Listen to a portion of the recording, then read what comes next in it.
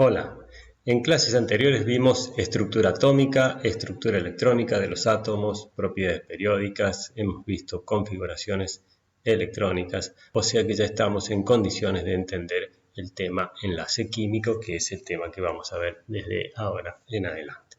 Enlace químico trata sobre la unión entre los átomos, cómo uno o más átomos se unen entre sí para formar moléculas.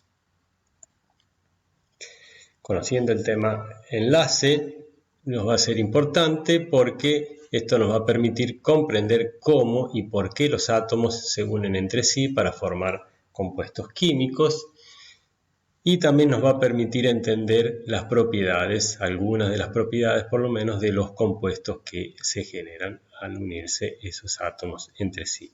Ya vamos a ver de aquí en adelante que existen varias teorías de enlaces que son justamente modelos que explican la formación del enlace entre los átomos. Solo vamos a ver los más simples.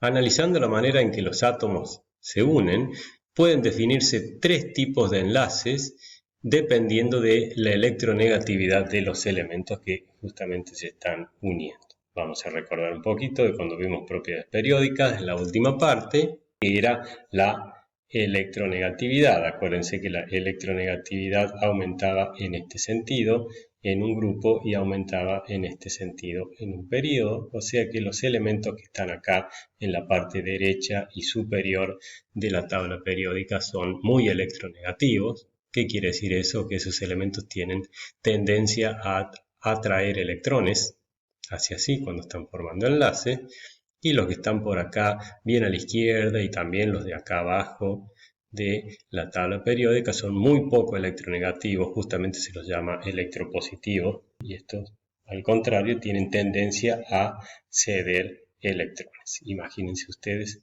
qué va a pasar cuando se une uno de estos que tiene gran tendencia a atraer electrones y uno de estos que tiene gran tendencia a ceder electrones. Ya van a ver que directamente hay una transferencia de electrones de un átomo a otro. Entonces, ¿cuáles son los tres tipos de enlaces? Retomando y detallando un poco más lo que les conté recién.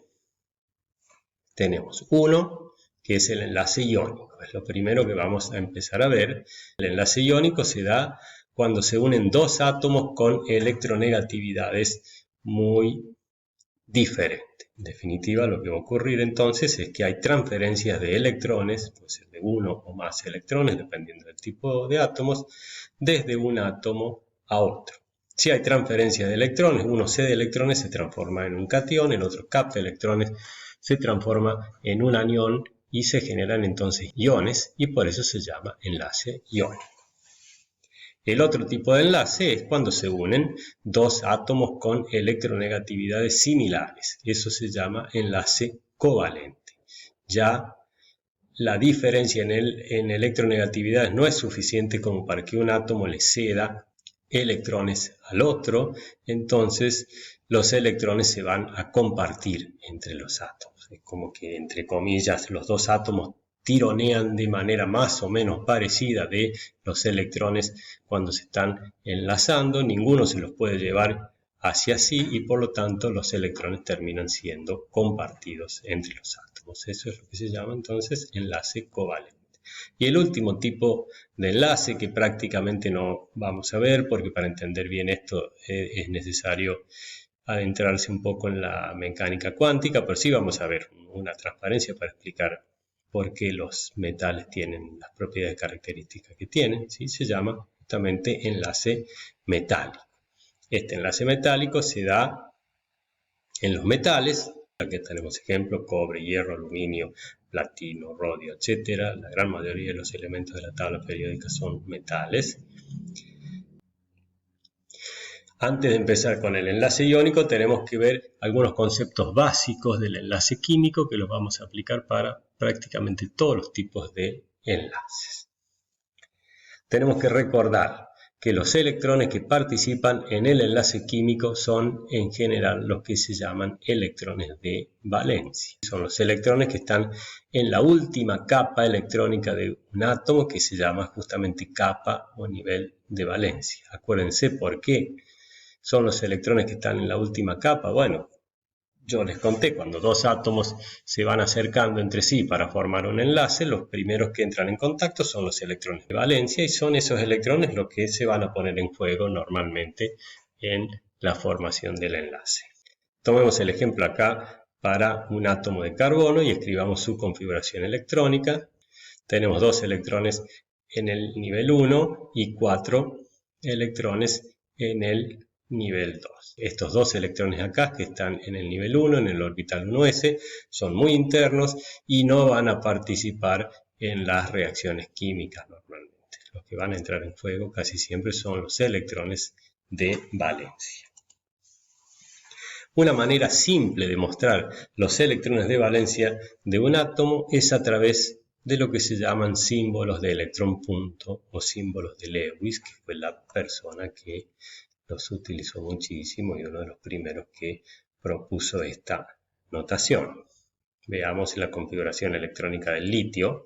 Es 1s2, 2s1, o sea que tiene 2 electrones internos y solo un electrón en el nivel de valencia. En el último nivel hay un electrón en el orbital 2s, por lo tanto tiene un solo electrón de valencia y se lo denota de esta manera con los símbolos de Lewis. Tenemos el símbolo del litio y con un puntito denotamos el electrón de valencia, que sería el electrón este que está en el orbital 2s.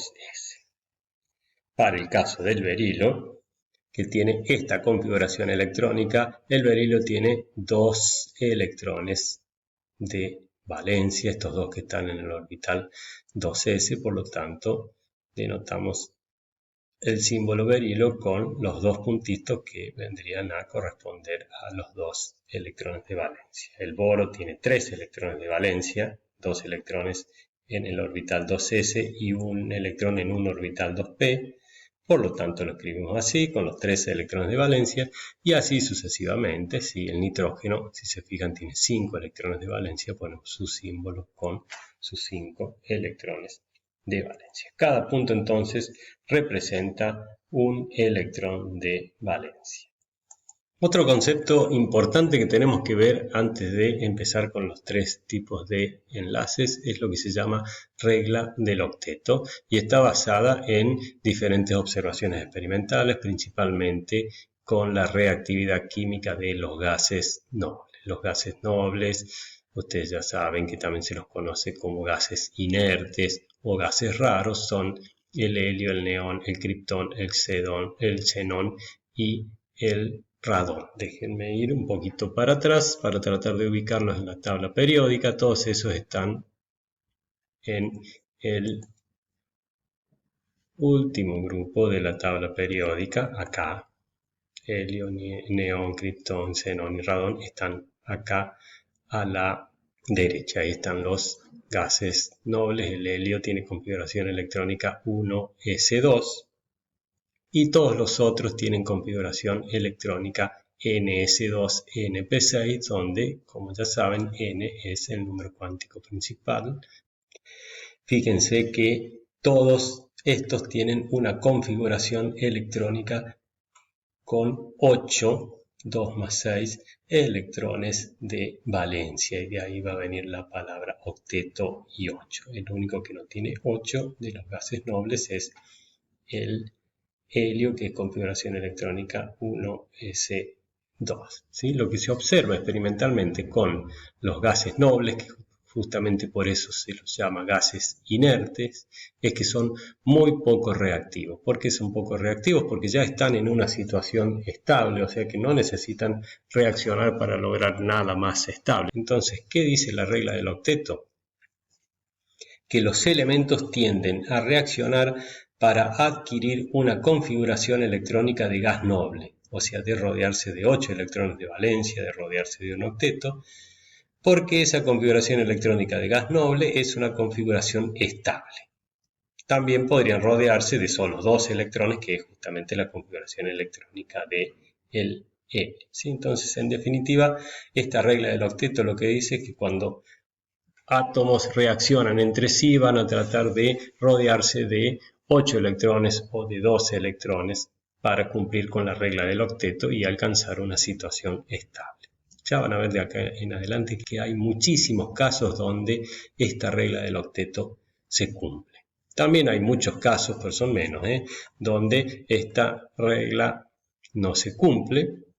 ¿Sí? Si bien hay casos donde no se cumple, nos va a servir esta regla como marco de referencia para interpretar muchísimas reacciones químicas. ¿Sí? Seguramente no se la van a olvidar nunca porque la van a utilizar de aquí en adelante esta regla del octeto muchísimo.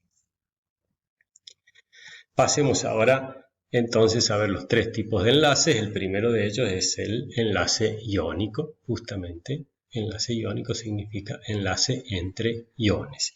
Y recuerden, se daba a través de la combinación de un elemento poco electronegativo o electropositivo con un elemento muy electronegativo.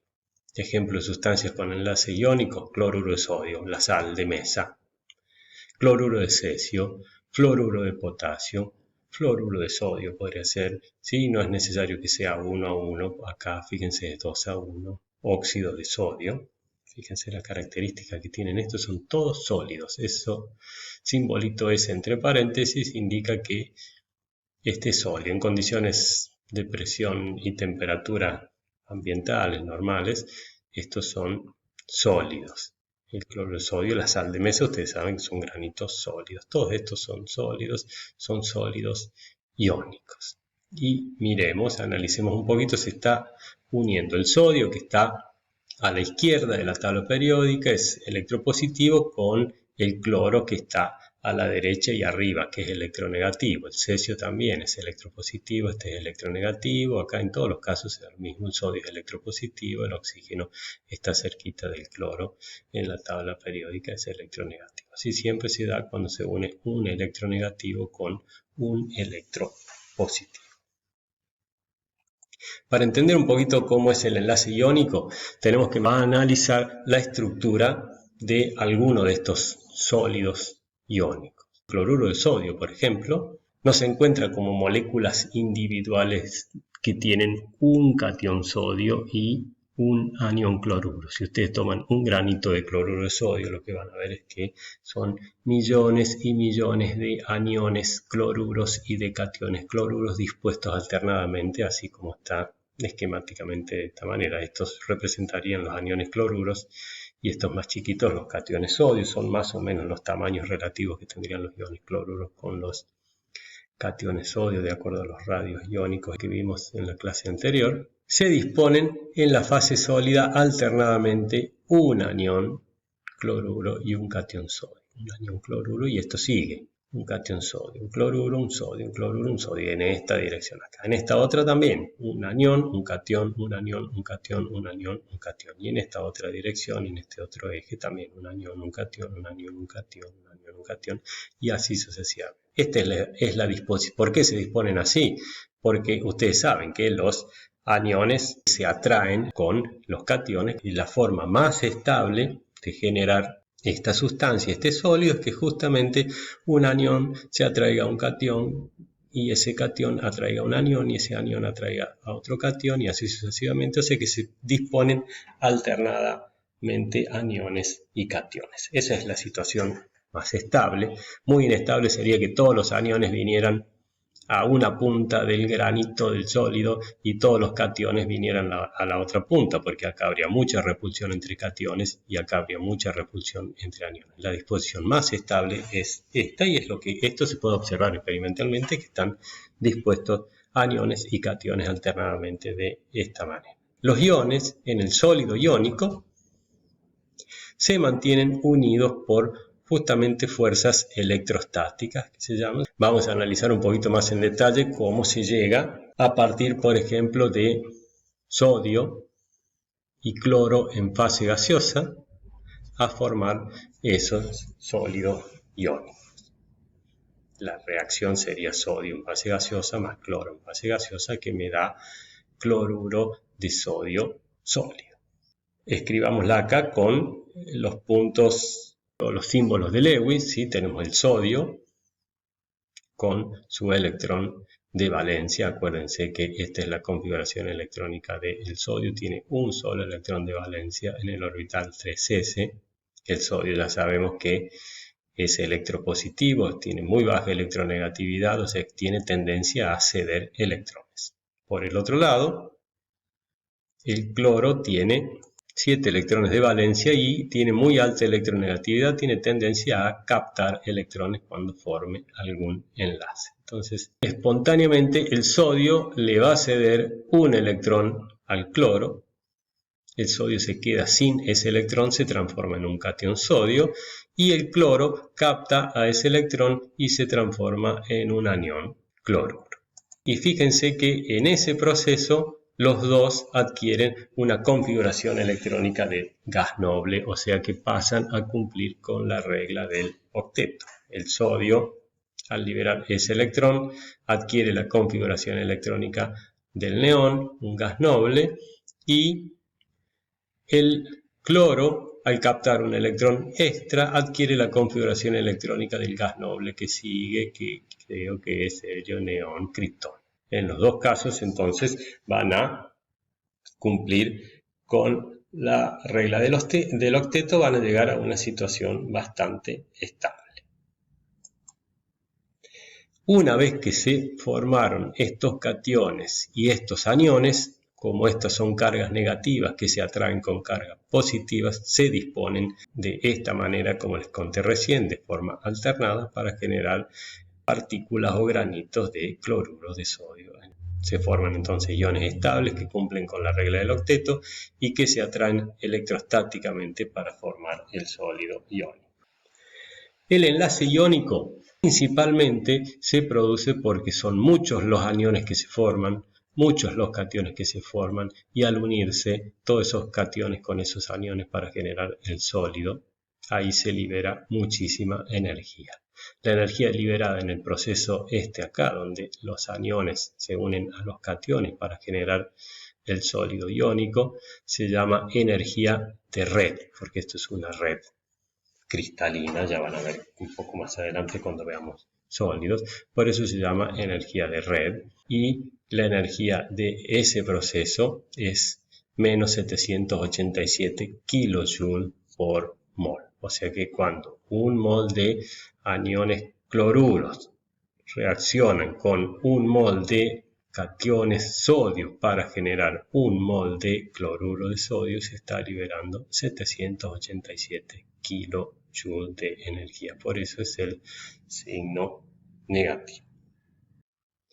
Vamos a poder calcular bastante fácilmente esta energía de red o energía reticular que proviene entonces de la atracción entre aniones y cationes para formar esta red en el sólido iónico. Ustedes saben muy bien que la atracción electrostática depende por un lado de la carga de los iones. Mientras más cargados sean los cationes y más cargados sean los aniones, más fuertemente se van a atraer entre ellos. Y también la atracción electrostática, la fuerza de atracción, va a depender mucho de la distancia de separación entre los iones. Si el anión está muy separado del catión, la fuerza de atracción es débil. En cambio, si están bastante cerca uno de otro, la fuerza de atracción es alta. Entonces, hay una ecuación que nos permite calcular la energía de red o energía reticular. La energía de red es aproximadamente igual a una constante menos una constante. Tenemos el signo negativo porque es energía que se libera en el proceso. Y fíjense que en el numerador tenemos la carga de cada uno de los iones, por ejemplo la carga del anión del cloruro, en el caso del cloruro de sodio, y la carga del catión del sodio. Y en el denominador tenemos la distancia de separación. Acá vemos muy bien que la energía de red entonces es directamente proporcional a la carga de los iones. Mientras mayor sea la carga, mayor va a ser el valor de esta energía. E inversamente proporcional a la distancia de separación entre los iones. Mientras mayor sea la distancia de separación, menor va a ser el valor de la energía de red, porque este está en el denominador. Acá les pongo algunos cálculos. Estos en realidad son valores experimentales que se han obtenido para diferentes sólidos iónicos de energía de red, energía reticular. Los valores que se pueden calcular con esa ecuación son muy similares a estos. Veamos para el fluoruro de litio tiene un valor bastante grande, negativo bastante grande, menos 1037, y fíjense las unidades están todas en kilojoule por mol. Para el cloruro de litio es un poco menos en valor, menos 852 kilojoules por mol, y para el bromuro de litio un poco menos todavía, y para el yoduro de litio un poco menos todavía, siempre negativa, quiere decir que siempre se libera energía, y lo que me interesa ahora es analizar por qué en el fluoruro de litio la energía reticular es un poco más grande en valor absoluto que en este y que en este. Acuérdense ustedes por la ecuación que vimos recién que la energía reticular depende de la carga eléctrica y de la distancia de separación. ¿Podemos decir algo de la carga eléctrica? ¿Hay variaciones entre este caso, este y este? No, acá son siempre litio más, o sea la carga eléctrica es más 1 y siempre litio. Y acá esto es fluoruro, cloruro, bromuro, yoduro. Todos tienen una carga eléctrica de menos 1. O sea que en estos casos estas variaciones no pueden ser atribuidas a variaciones en las cargas eléctricas, pero sí pueden ser atribuidas a variaciones en la distancia de separación entre la carga eléctrica positiva y la carga eléctrica negativa. Si se fijan, flúor, cloro, bromo y yodo están justamente ordenados en el mismo orden en que aparecen en la tabla periódica. Este es el más pequeño, acuérdense por radio iónico, entonces como este es el que tiene número atómico más pequeño, el fluoruro es más chico que el cloruro, a su vez más chico que el bromuro y a su vez más chico que el yoduro. Los litios son todos iguales acá porque es siempre litio. Entonces si hacemos la comparación, por ejemplo, entre el cloruro de litio, este sería el litio y ese sería el radio aniónico del fluoruro, y esto, supongamos, estoy exagerando un poco los tamaños para que lo puedan ver bien, para el caso del cloruro de litio, la distancia de separación en esta ecuación que yo les mostré recién es la distancia entre el centro del catión y el centro del anión, sería esta en este caso, y esta otra en este otro caso. Fíjense que es más grande la distancia de separación en el cloruro de litio que en el fluoruro de litio, y como la energía reticular es inversamente proporcional a la distancia de separación, esto que tiene mayor distancia de separación tiene menor energía reticular. Lo mismo podríamos concluir para el bromuro de litio y el yoduro de litio, porque el bromuro es más grande que el cloruro y a su vez el yoduro es más grande que el bromuro. Las energías reticulares en valor absoluto se harían cada vez más pequeñas. Y ahora me interesa comparar, por ejemplo, este caso con este caso. Esto es óxido de calcio. Tiene un valor altísimo, muy grande de energía reticular, menos 1645 kilojoules por mol, comparado con cualquiera de estos acá. ¿Cuál es la diferencia? Acá no nos va a hacer falta analizar mucho los radios iónicos, que los podríamos analizar, no les podría decir de antemano si la distancia de separación en el óxido de calcio es mayor, menor o igual que en algunos de estos casos acá, pero sí les puedo decir que este valor grande acá de energía reticular es porque en el óxido de calcio el calcio es un catión divalente, esto es calcio 2+, y acá el oxígeno es un anión divalente, eso es oxígeno 2-, o sea que esto tiene dos cargas eléctricas positivas y esto tiene dos cargas eléctricas negativas, mientras que estos tenían una y una. Y como la energía reticular es directamente proporcional a la carga eléctrica, lo que está pesando acá es la gran fuerza de atracción entre estos cationes bivalentes y aniones divalentes, dos cargas eléctricas positivas y dos cargas eléctricas negativas, y eso hace que el valor absoluto de la energía reticular sea muy grande. Por último, y lo que me interesa remarcar acá es que vean cómo las variaciones en la energía reticular se reflejan en variaciones de las propiedades de estos sólidos iónicos. Miremos, por ejemplo, qué pasa con las temperaturas de fusión, los puntos de fusión de estos sólidos. La temperatura de fusión es la temperatura a la cual el sólido pasa a fase líquida. ¿Y qué significa eso? Vuelvo para atrás para ver alguna estructura del sólido. Acá, por ejemplo, Acá tenemos a los iones en fase sólida, todos los aniones y cationes atraídos electrostáticamente entre ellos, y si le empezamos a entregar energía y aumentar la temperatura, bueno, va a llegar un momento donde este sólido pasa a fase líquida, empiezan a moverse los aniones y cationes porque se genera un estado líquido, quiere decir que se están debilitando las fuerzas de atracción acá entre los aniones y los cationes. Mientras mayor sea la temperatura de fusión, quiere decir que le tuve que entregar más energía para fundirlo, lo que quiere decir a su vez que la fuerza de atracción o la energía de atracción era muy grande. Si lo logro fundir a temperatura baja, quiere decir que la fuerza de atracción era pequeña. Si lo logro fundir a temperaturas muy altas, quiere decir que la energía de atracción entre los iones era muy grande. Y bueno, justamente estos valores vamos a ver que se correlacionan perfectamente. Tenemos el fluoruro de litio con una energía de red bastante elevada. Acuérdense que este signo negativo me decía la energía que se liberaba cuando se formaba el sólido, o sea que si se libera mucha energía cuando se forma el sólido, quiere decir que los aniones y cationes están atraídos muy fuertemente. Bueno, tiene una gran energía reticular, el punto de fusión o la temperatura de fusión es relativamente alta. Este que tiene una energía de red un poco más pequeña, los iones en el sólido se atraen un poco más débilmente, bueno, la temperatura de fusión es más pequeña.